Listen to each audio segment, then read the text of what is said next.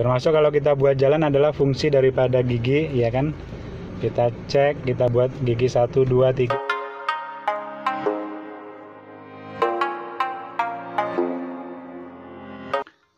Assalamualaikum warahmatullahi wabarakatuh. Semoga di hari ini kita selalu dalam kesehatan dan kebarokan, amin.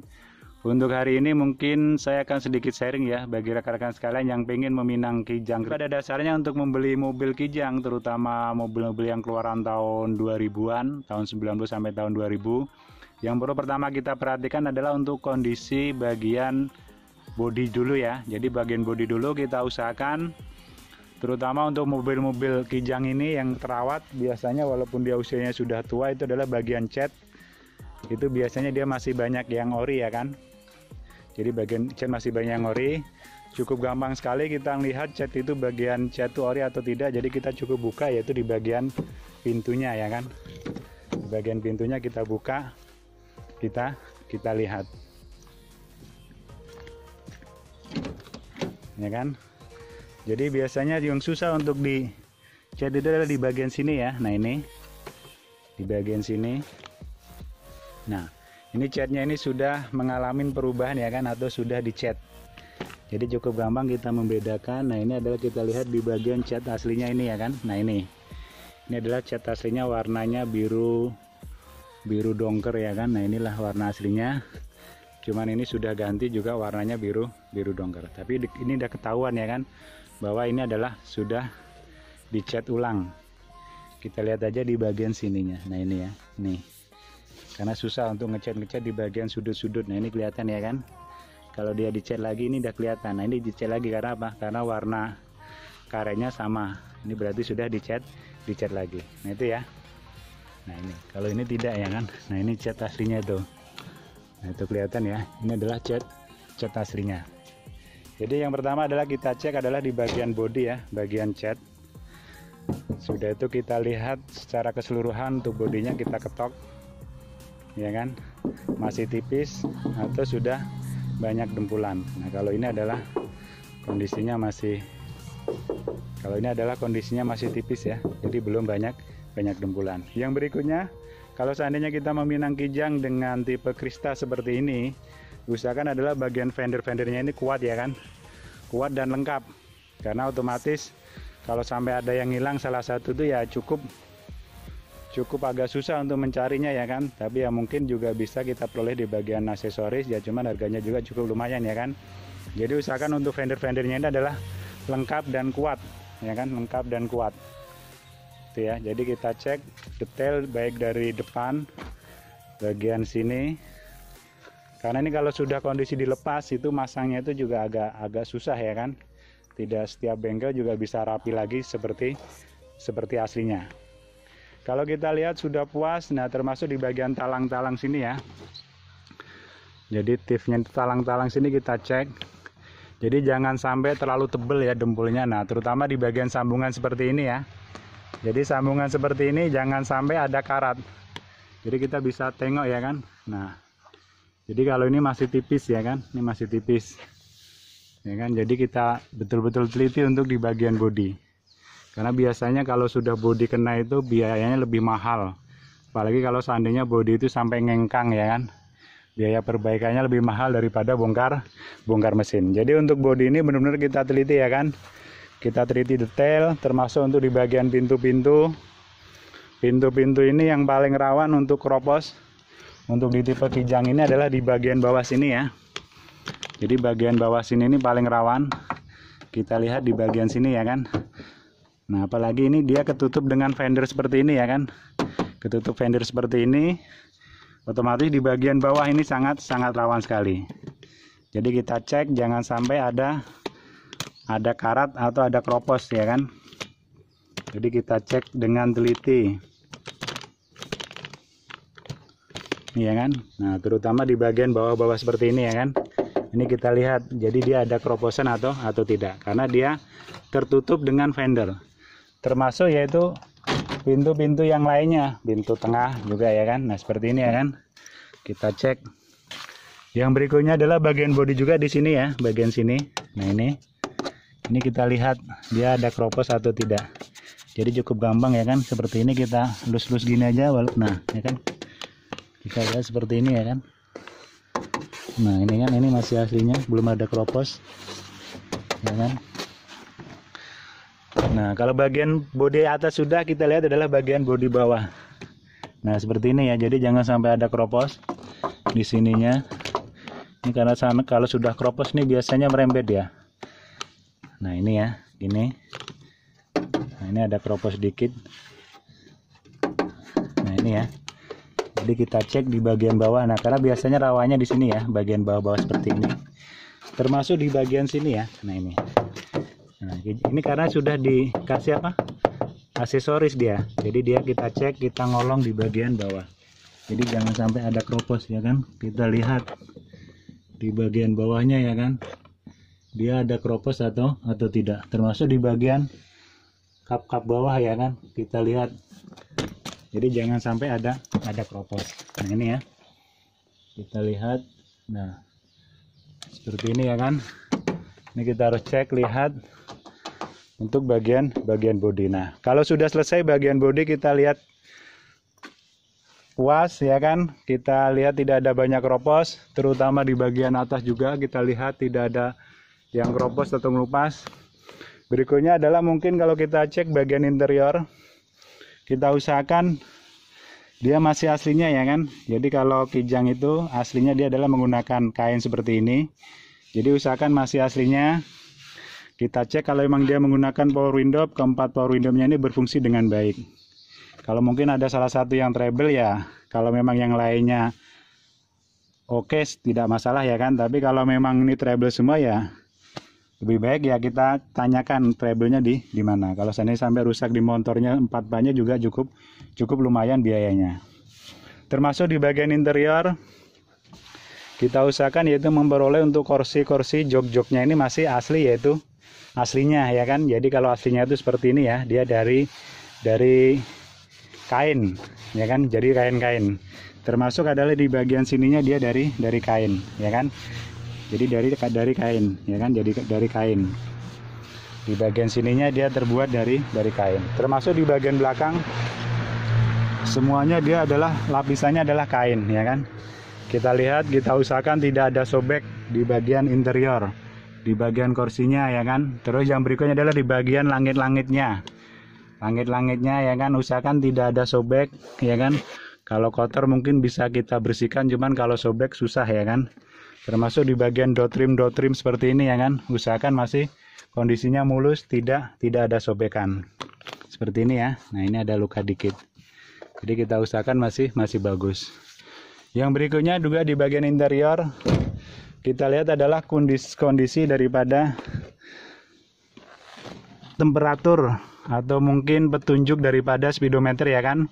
Jadi usahakan semuanya normal, baik ampere panas, ampere bensin, atau RPM atau kecepatan ya kan. Karena kalau seandainya ada kerusakan, terutama mungkin di ampere bensin yang sering bermasalah ya kan, atau ampere panas, ini biasanya ya kadang-kadang sudah kita ganti pelampung yang ada di tank, cuman masih bermasalah. Nah itu biasanya ada di dinamonya. Dan ini harganya juga cukup mahal ya kan, kalau kita beli, karena ini satu paket, tidak bisa beli satu-satu ya kan, kecuali kalau seandainya kita beli tipe yang standar. Jadi usahakan ini masih normal. Jadi usahakan masih normal. Kita dengan lihat tes ya kan, kita tanyakan. Kalau seandainya dia mentok ke sini ya biasanya ada masalah. Mentok ke bawah berarti ada masalah ya kan. Tapi kalau kondisi seperti ini insya Allah kondisi normal. Termasuk adalah untuk lapisan dashboard seperti ini ya. Materialnya karena kita tahu sendiri ini dari sebagian besar atom. Jadi usahakan belum banyak yang cacatnya ya kan. Termasuk daripada fungsi AC ya kan. Fungsi AC segala macam, terus termasuk fungsi untuk mirror ya kan. Seperti ini kita pencet kanan kiri, kita hidupkan, kita lihat kaca itu berfungsi atau tidak. Kalau ada masalah ya kita tanyakan masalahnya di mana ya kan, karena walaupun sedikit kita banyak dandan itu ya lama-lama akan banyak. Lama-lama akan menjadi banyak ya kan. Ini pamannya power window rusak satu, ininya rusak satu. Nah otomatis kan kalau kita perbaikin juga banyak. Termasuk adalah fungsi daripada untuk panel-panel seperti ini ya. Ini adalah untuk panel wiper di pintu belakang ini kan, ini adalah untuk air. Nah, dia berfungsi atau tidak. Termasuk AC dia dingin atau tidak. Nah, yang berikutnya adalah juga termasuk konsul box ya kan. Ini adalah konsul box bawaan ya kan.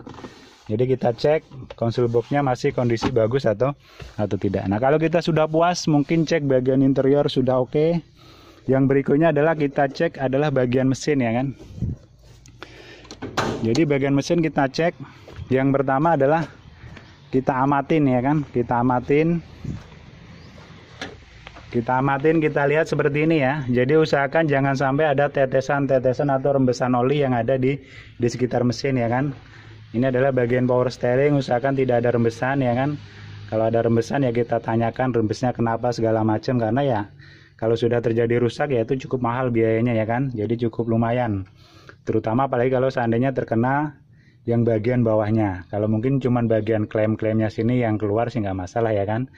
Mungkin cuma di bagian klemnya. Tapi kalau sampai terjadi bocor di bagian bawahnya, nah itu yang cukup biayanya mahal. Nah, termasuk untuk di bagian pengereman, termasuk untuk di bagian minyak kopling ini ya kan, master kopling bagian atas.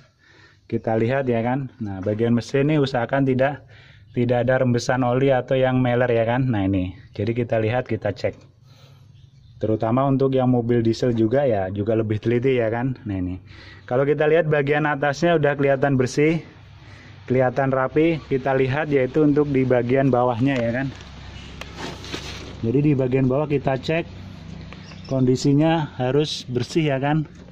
Jadi kita lihat, jadi jangan sampai ada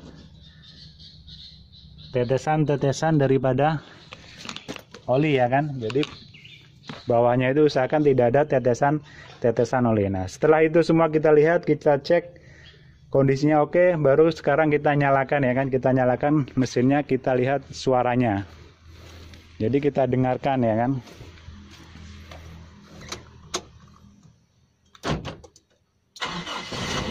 Ya kan, jadi kita nyalakan, langsung nyala. Sudah itu kita dengarkan di mesin ini secara pelan-pelan ya kan. Ada suara yang aneh atau tidak ya kan. Nah, ini ada suara sedikit ya. Ini insya Allah hanya di setelan klepnya aja ini ya kan. Jadi jangan sampai ada suara yang aneh. Kita dengarkan kurang lebih sekitar 2 menit atau 3 menit ya kan, dalam kondisi seperti ini. Kita lihat ya kan, kondisinya seperti ini. Nah, ini adalah untuk mobil bensin ya kan. Kalau untuk mobil solar, kita lihat adalah dicek daripada stick olinya ya kan. Jadi stick olinya kalau mobil solar itu jangan sampai dia keluar yang namanya yaitu asap putih. Kalau seandainya dia keluar asap putih, berarti itu mobilnya sudah ngobos ya kan. Kita cek juga yaitu untuk di bagian pompa olinya, dia berfungsi normal atau tidak ya kan. Jadi cukup gampang. Pompa oli normal atau tidak itu kita lihat daripada tekanan oli yang ke atas ya kan. Bisa kelihatan ya kan. Nah itu berarti olinya ini, pompa olinya normal ya kan, karena dia itu cepat naik ke atasnya ya untuk olinya. Jadi olinya itu cepat naik ke atasnya. Ini, tapi ini olinya sudah saya ganti nih, sudah sangat hitam ini ya. Kita bisa dengarkan suara mesinnya. Nah, sekitar 2 menit 3 menit ada suara yang lain atau tidak anak, atau cuman cukup ecek-ecek gitu aja ya kan. Jadi cukup halus sekali ini mesinnya, cuman itu sih kayaknya sepertinya klepnya saja sih, setelan klepnya saja gitu ya. Setelah itu kita cek bagian mesin, kita lihat adalah bagian asap knalpotnya. Bagian asap knalpot seperti ini kita lihat ya kan. Nah ini kalau kita lihat pembakarannya bersih ya kan. Nah ini, jadi dia tidak ada bekas-bekas hitam ya kan. Nah ini ya, jadi dia bersih. Ini masih keluar air kalau seandainya dihidupin pagi hari.